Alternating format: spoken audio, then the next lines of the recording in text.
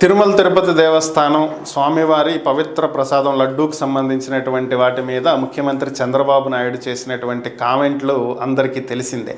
ఇది దేశవ్యాప్తంగా సంచలనం సృష్టించినటువంటి ఒక అంశం. దీనికి సంబంధించి ఏపీసీసీ అధ్యక్షురాలు షర్మిళ స్పందించడం జరిగింది. ల్యాబ్ రిపోర్ట్లు పరిశీలిస్తే ఖచ్చితంగా దీంట్లో అవకతవకలు జరిగాయని, కల్తీ నెయ్యి ఉపయోగించారు అనేది స్పష్టమవుతుందని, వైఎస్ఆర్ కొడుకుగా పుట్టి జగన్మోహన్ రెడ్డి దిగజారిపోయారని, వైఎస్ఆర్ ఎంతో ఉన్నతమైనటువంటి విలువలతో బ్రతికినటువంటి వ్యక్తి అని, జగన్మోహన్ రెడ్డి వాటిని నిలబెట్టలేకపోయారు, పూర్తిగా జగన్మోహన్ రెడ్డి ఫెయిల్ అయ్యాడు అని చెప్పి ఆమె వ్యాఖ్యానించడం జరిగింది. వైఎస్ఆర్ ఆశయాలకు అనుగుణంగా జగన్ ఎప్పుడూ కూడా పని చెయ్యలేదని చెప్పి ఆమె వ్యాఖ్యానించడం జరిగింది. ప్రజలకు ఇచ్చినటువంటి హామీలను కూడా ఆయన నెరవేర్చలేదని, పూర్తిగా అందరినీ మోసం చేశాడని కూడా చెప్పారు. దీని ఫలితమే ఎన్నికల్లో వచ్చినటువంటి రిజల్ట్ అని.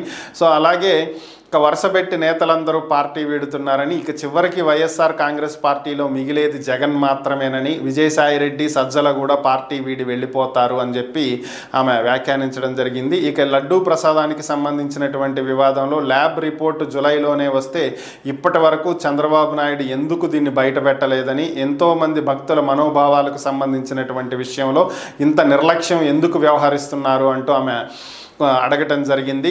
కేవలం 100 రోజుల్లో ప్రభుత్వం ఎక్కువగా పని చేయకపోవటం, వ్యతిరేకత ప్రజల్లో స్పష్టంగా కనిపించినటువంటి నేపథ్యంలో దాన్ని డైవర్ట్ చేయడానికే చంద్రబాబు ఈ 100 రోజులకు సంబంధించినటువంటి కార్యక్రమంలోనే దీన్ని అనౌన్స్ చేశారని, లేదంటే ఇంకా ముందే తెలియజేసేవాడని కూడా ఆమె విమర్శించడం జరిగింది.